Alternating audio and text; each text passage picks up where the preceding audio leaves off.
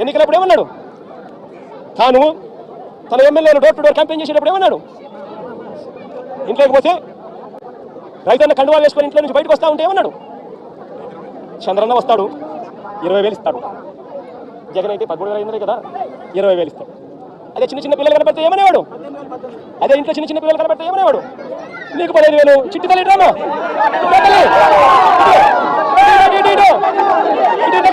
దగ్గరకు వచ్చి ఇటు ఇటు ఇటు ఇటు ఇటు నీకు 15,000, ఇదిగో నీ తమ్ముడికి నీకు 15,000, అదిగో నీ తమ్ముడికి ఇంకో తమ్ముడి దగ్గరకు వచ్చిన నీకు కూడా 15,000, నీకు ఇంకో పాప నీకు కూడా 15,000